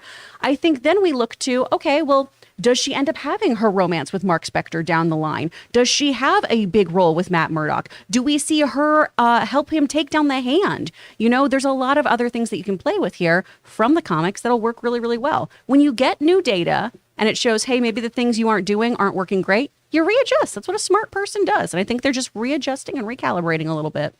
All right, guys, question is for you. What do you think about this news? Apparently, there's been a big delay for Echo. Could it mean bigger problems? Maybe the show gets Batgirled? It probably doesn't at all. And what do you think about it? I mean, there are different opinions on this. For some of us, we saw Hawkeye. It's like I don't think they did that character a lot of justice. Some people, like Chris, thought they did a great job with that character. How are you feeling about it? Are you looking forward to this series? Whatever your thoughts are, jump down to the comment section below and leave your thoughts there. All right, guys. With that down, let's move on to our final main topic here today, shall we? Aaron, what is our fourth main topic today? Benson writes in and says, "Hey, John and crew. So this DC and Patty Jenkins thing just keeps getting more and more interesting. First, they said they canceled Wonder Woman 3. Then they said Patty Jenkins actually walked away from it when they wanted her to change some things. Now, Jenkins is saying that she never walked away from it and that it was out of her control. But she's also saying Rogue Squadron is still in development and the plan is to still do it. What do you make of all this? Thanks." Thank you, Benson. And this whole thing is a mess.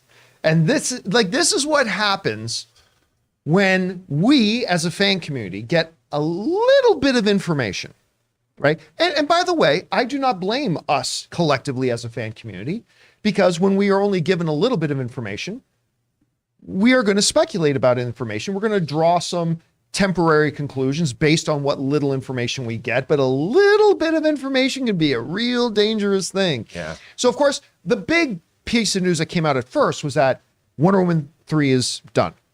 And it does look like that's the one thing that's a stayed constant. But then it became about why is it done? Because then a follow-up report came out that said Patty Jenkins decided to walk away, much like Edgar Wright did from Ant-Man when the studio said to him, "We want you to make some significant changes." Edgar Wright said, "No, that's the Ant-Man movie I wanted to make. And if I can't make that movie, then maybe you should get somebody else to make it." It's all good. Then he walked away. And the new report said that Patty Jenkins was the same thing. It's like, this is the Wonder Woman I want to make. And if I can't make that Wonder Woman, maybe you should get somebody else, and walked away. But now Patty Jenkins is saying, "No, I didn't walk away. I didn't balk at notes and walk away or anything like that." Now, this comes to us from the folks at Deadline, and actually they're just quoting what she said in her own post here. Now, I'm going to jump around a little bit and try to get to where, the heart of what she's saying. But Jenkins actually should go back to one of the earlier things. This filmmaker states that she didn't walk away from another Wonder Woman sequel, but studio sources had previously told Deadline that she had. Jenkins continued, "When there started being backlash about Wonder Woman 3 not happening, the attractive clickbait false story that it was me that killed it or walked away started to spread. This simply is not true. I never walked away. I was open to considering anything asked of me. It was my understanding there was nothing I could do to move anything forward at this time. DC is obviously buried in changes that they have to make, so I understand these decisions are difficult right now." So basically, she says, nope, that was not me. And there was nothing I could do to keep Wonder Woman 3 going. The decision was made by the studio. Wonder Woman 3 is no go, which just basically takes us back to the beginning. Like the first report that just said DC, Warner Brothers killed Wonder Woman 3. So the second story that came out about her walking away is that it's nuts. And she goes on to talk about her love for Wonder Woman and all that kind of stuff. And then a lot of things. Now, one of the more interesting things as well in this story is her relationship to Rogue Squadron. Because of course, at that big Disney Investors Days call, that was 2.5, getting close to 3 years ago now, they made the big announcement, Rogue Squadron. They had, Patty Jenkins there on an airfield. She talks about how her father was a fighter pilot. She puts on the helmet, and then the camera pans as she's walking towards a life-size X-Wing fighter sitting there on the runway. I mean, it was one of the best announcement videos you could ever make for a thing. And then months passed and months passed and months passed and nothing. And then they pulled it off the release schedule. We heard there were delays, whatever. Then they pulled it off the release schedule. And the assumption had been, once they pulled it off the release schedule, was that, well, it looks like Rogue Squadron's done.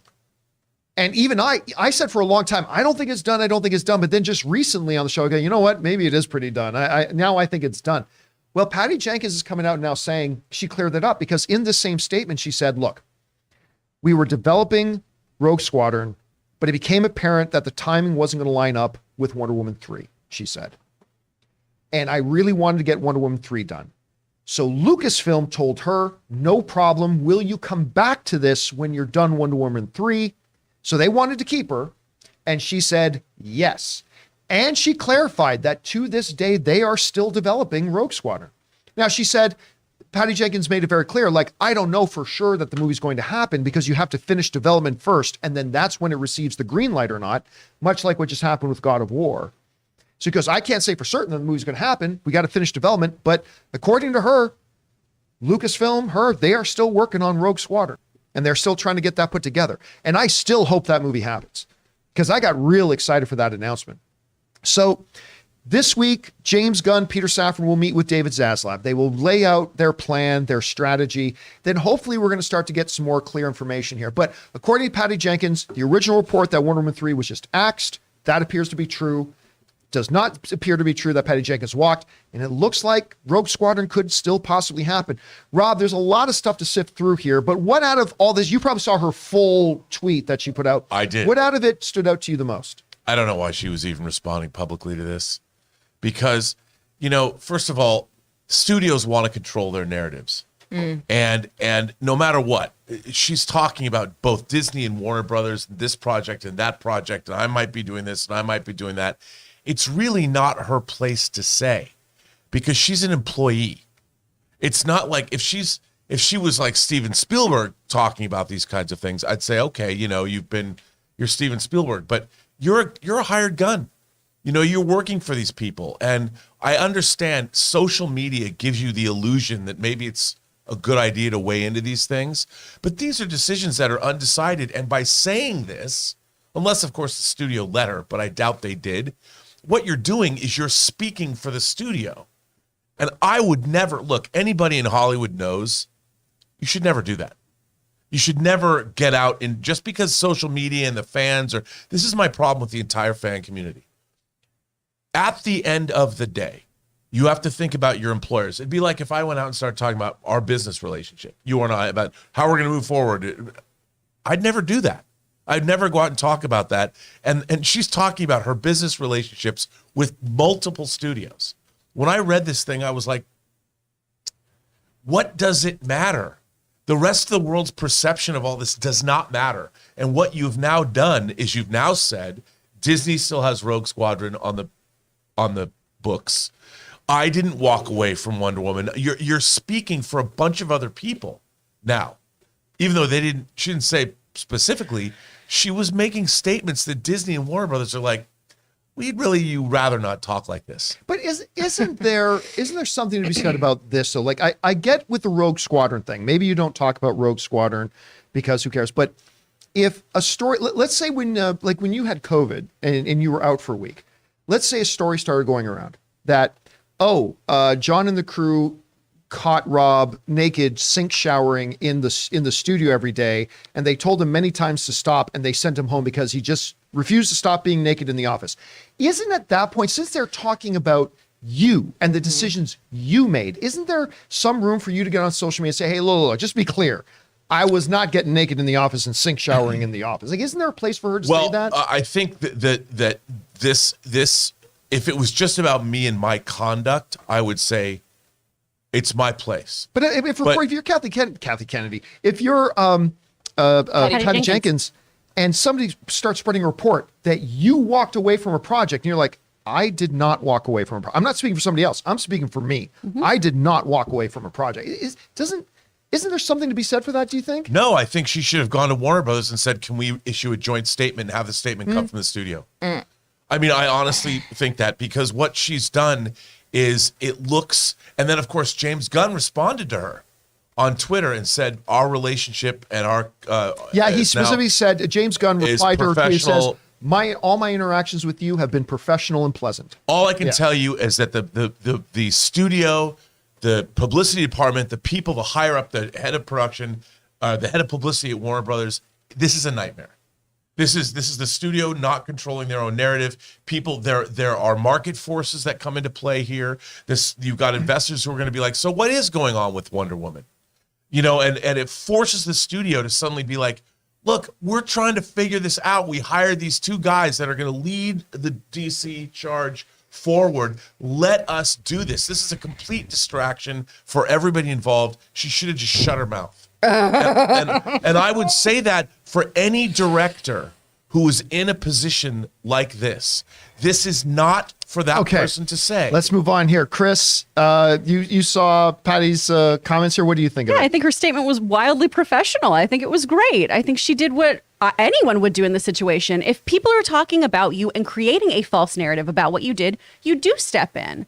Especially when you then only say kind things about the people you worked with and talk about how, hey, they've got a lot going on. They're figuring out all of this. I just want to set the record straight about my involvement.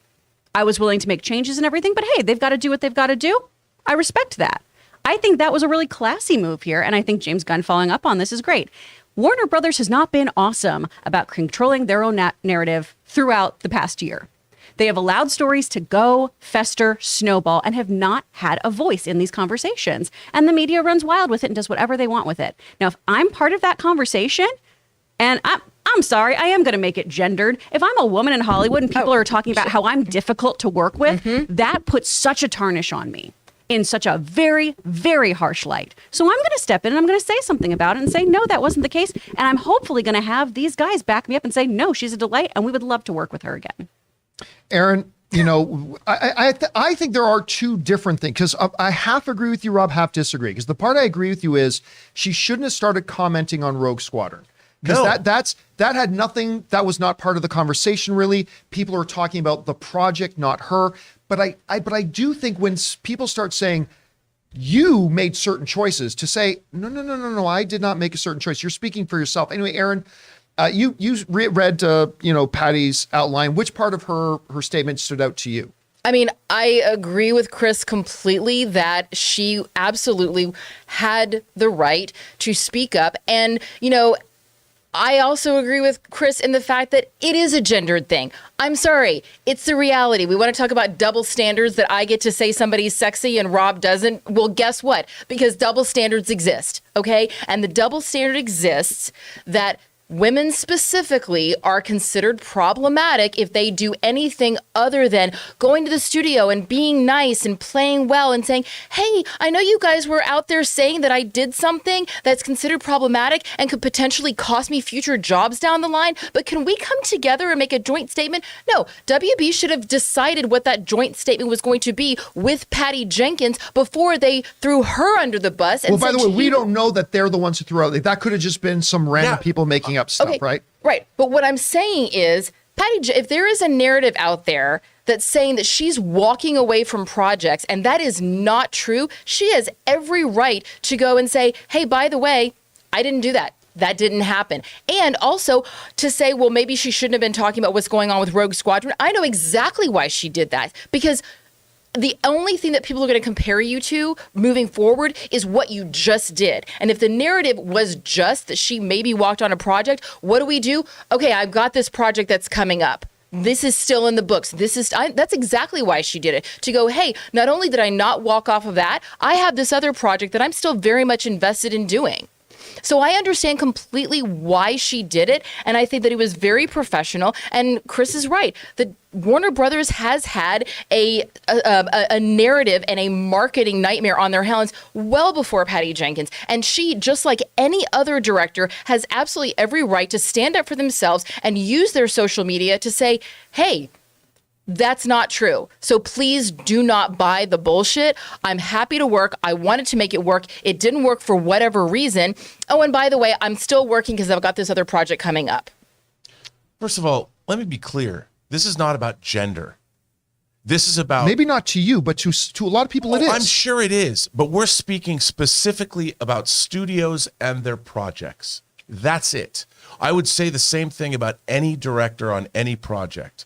If you're working for a company that's been paying you millions and millions and millions of dollars, everything you say about that project has a cost associated with it. The project itself. Okay, but Rob, let me challenge you with this. You and I, when Denis Villeneuve, when Jason Kilar pulled the biggest bullshit move ever and, backstabbed all of his talent by dumping all the things, and Denis Villeneuve came out and said, I was not informed of this. They did not tell me about this. This was pulled on me. This was a surprise.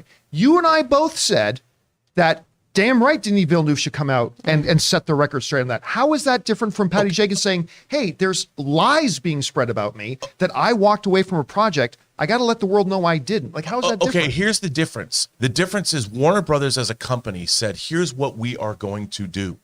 We are going to start these things day and date. We're going to put them on HBO Max. They didn't tell the people that paid for those movies what they were going to do. Or the talent involved. Or the talent involved. This is a verifiable business decision that was made that, by the way, flew in the face of contracts. They had to pay off contracts. This is all verifiable these are paper deals. This is not hearsay. This is a course of action that was verifiable and it happened. So what everybody's talking about here is he said, she said. No one's made any statements. The studio hasn't said anything about this. There's been no official announcement from Warner Brothers about any of this. No, not yet. None. Which is why I think it's important that if you're an individual and a report comes out for something. By the way, we don't know that it came from Warner Brothers. Like, was something suggested it might have. That's what I mean. This is all hearsay. But if somebody is spreading a lie about you that calls your professionalism and your character into question, like, oh, because we saw the reports, people are like, oh, she wasn't willing to make some compromises and just walk. If somebody is spreading a lie about you that reflects badly on your professionalism and your conduct, for you to just stand up and say, but I agree with Chris, the way she said it was very diplomatic. The way she said, hey, that had nothing to do with me, but listen, they have got some very difficult choices and decisions they need to make moving forward. Got to give them time to make those decisions. I don't know. I think she's got to be able to speak up for herself and say, people are saying I did this and I didn't. But I totally understand your point too, Rob, though, especially the Rogue Squadron stuff. Like, I get it. I mean, yes, and I understand your point. Yeah. I mean, look. Does anybody understand my point, though? That's what I want to know. No, Does anyone understand my point? We've gone actually 8 minutes overtime on the show today, so we actually got to wrap it up here. But guys, question is for you. What do you think about it? By the way, I do encourage you to go and look it up because we just read a couple of the statements. It's actually quite a long dissertation she put together. I would recommend going and giving it a look-see. We are, as we all wait in eager anticipation for what James Gunn and Peter Safran are going to officially announce at some point. What do you think about Patty Jenkins' statement? Whatever you guys think, jump down to the comment section below and let us know your thoughts. All right, guys.